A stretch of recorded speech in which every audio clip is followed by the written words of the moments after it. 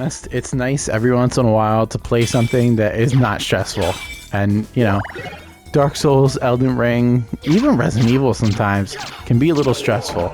So it's nice to take a break from that. Anyway, welcome back to Let's Play Symphony of the Night. And we are in the Marble Gallery. And we are trying to get to the next boss. And we're also trying to pick up that thing that lets us go through those blue doors that we saw earlier. Which, like I said before, I want to say is like prayer beads or something like that.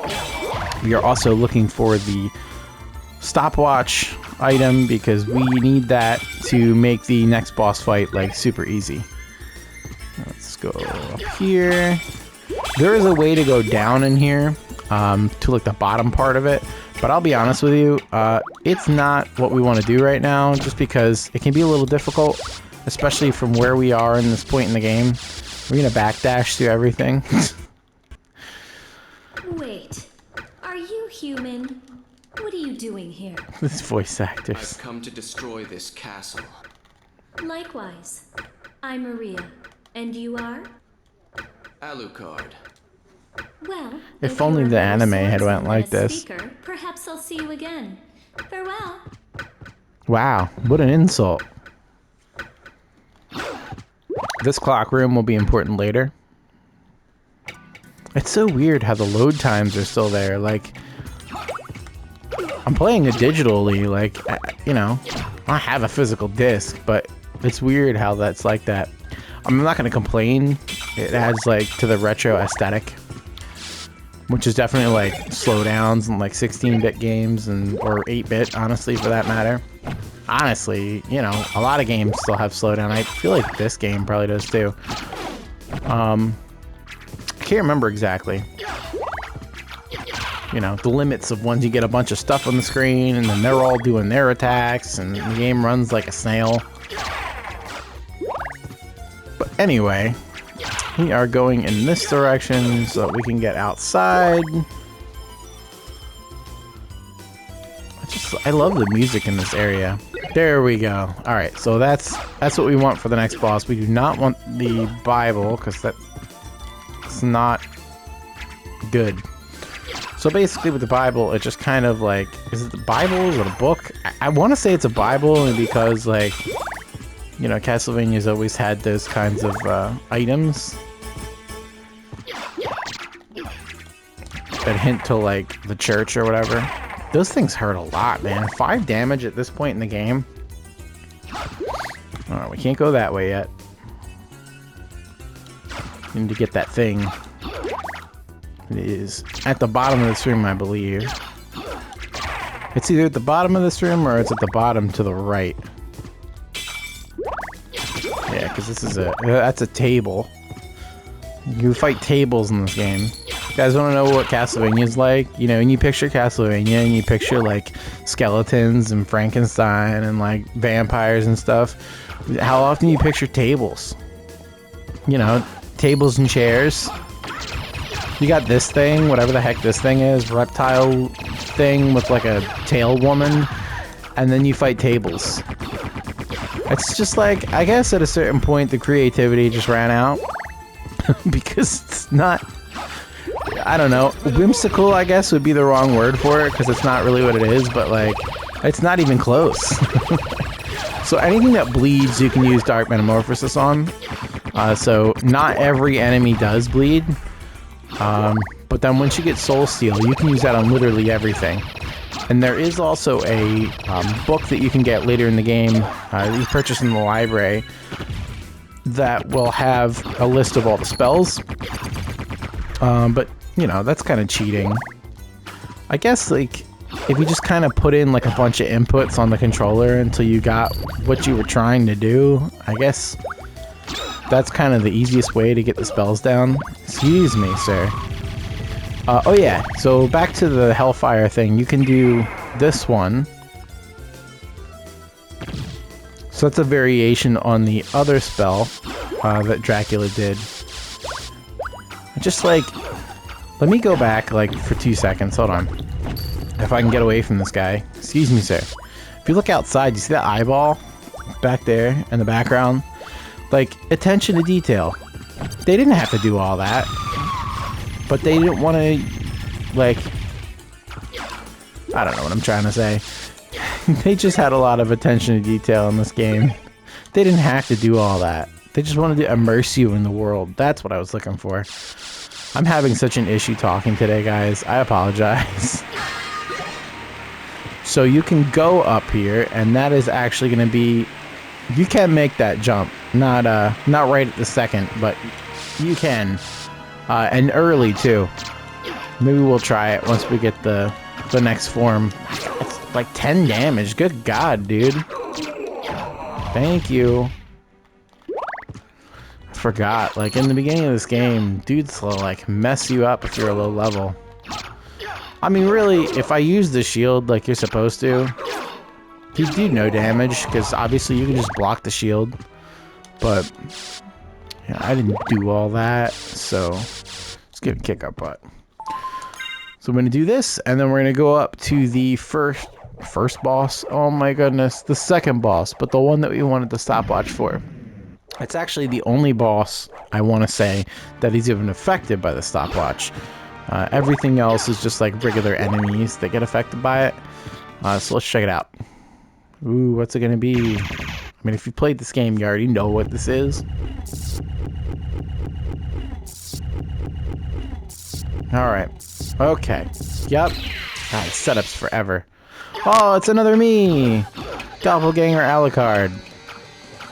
He's gonna die real soon.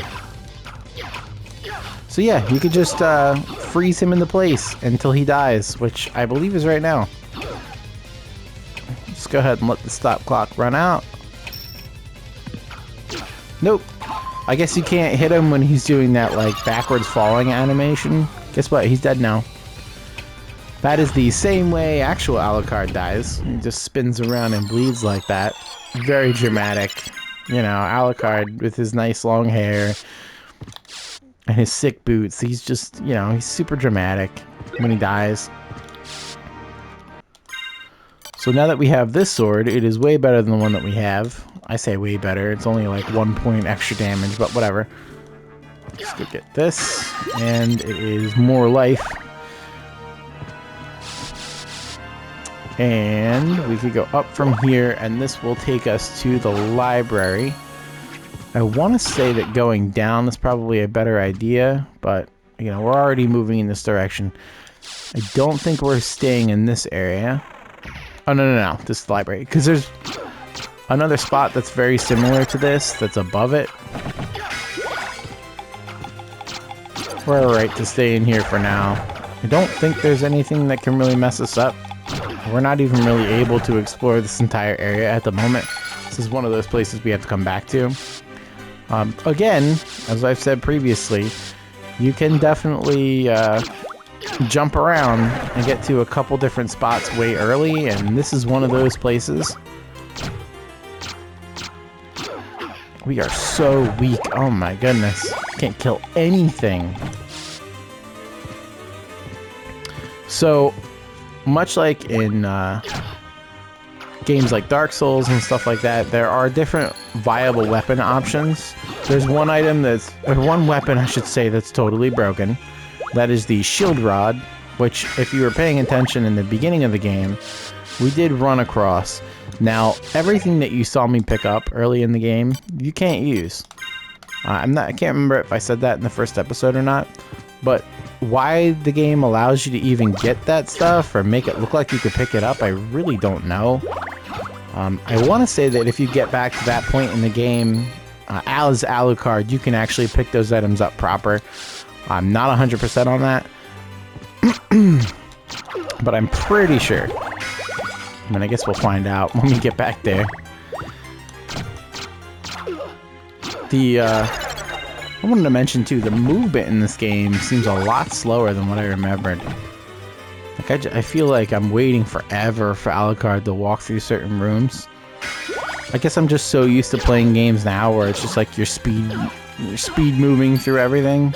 So if you get cursed by these ectoplasm guys, you are unable to use your weapon until you are uncursed. So that's pretty fun. I love just standing here and going, Oh my god. So these books, when you have Soul Steel, because I'm sure I don't have it. Let's try it. Oh, I do have it. Nice. So real quick, if you go into spells, you can see that we now have all these spells. So these were the inputs that I was doing to get those spells to go off. And then obviously you have to have enough MP to use them. I don't know. It's weird. Like, it's hard to explain. They're basically like fighting moves that you're inputting because it's something that you just don't forget. Like, I can always remember how to do that Tetra Spirit. I can always remember how to do the Dark Metamorphosis, the Hellfire, all that stuff. I guess it's just because I played this game so many times. I think I own this game on like every possible platform that you can. I have a problem. It's been a long time, old one. With this music. What is this music? Alucard. Come to visit, have we? I need your help. Oh, but young master. I'm glad I don't have a face cam. You guys don't want to see this. It's You awful. won't go unrewarded. Really? In that case, just tell me what you need. So this is where you can sell your gems. And there's, just like anything else, there's a way to glitch this too. Later Castlevania games, you could buy more than just, or I sell more than just gems. Thank you. I mean, you didn't get a lot of money for stuff, but you always have the option to like buy stuff. I think most games should have something like that, and they do.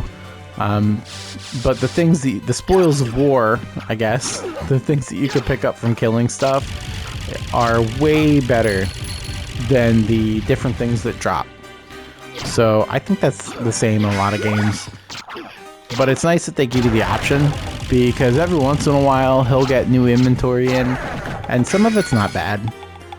Like I said, it's not bad, it's just like not great. You can definitely pick up way better stuff.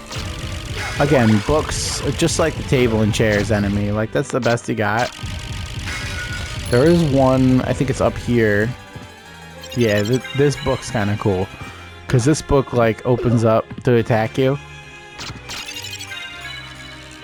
whereas the rest just kind of run into you and try to damage you by touching you. It's kind of weird, but so we can't get through the rest of this library right now. We're gonna have to definitely come back. Can we just, excuse me guys, I'm just gonna like damage boost through this whole area, because one thing, Alucard moves so slow. It's like he's moving in Jello. Now I know the reason why they make characters in newer games move so much faster is because they have so much more ground to cover. I understand that. But it's like, my god. Can we just get to where we're trying to get to a little faster, please? I always like those dudes. They're like sitting there holding their heads or whatever. I don't know.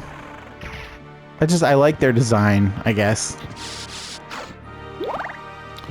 So outside of the castle walls, or the area that we're climbing right now, it has like a bunch of random guys that you'll see more of later, like that barrel throwing skeleton.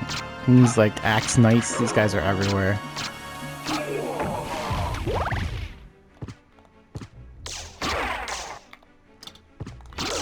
These bone muskets, skeletons with firearms. Something about that is just like amazing. And then later we're going to be able to pick up that, which I believe is the Spirit of the Wolf or whatever, which allows us to use a Wolf Alucard, which a lot of people that speedrun this game can have Wolf Alucard like get to certain places because it like increases the height of like your pixels or something. I don't know. Oh no, that's actually, there's an item that you can pick up that does that. Wolf Alucard, I guess, just like pushes you over things. Also, in the original game, it never told you that it activated an elevator. You just would have to figure that out. You would just have to figure out that things are different. You just hear like grinding sound and then just walk around until you figured out what was different. Also, this is that book, by the way.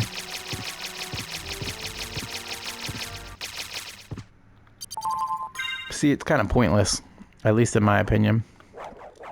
we're going to go ahead and save here, and then we are going to go all the way back to those blue doors, and I will see you guys in the next episode. Feel free to like and subscribe if you made it this far. Drop me a comment. Let me know how you feel about the series. I'll see you guys next one.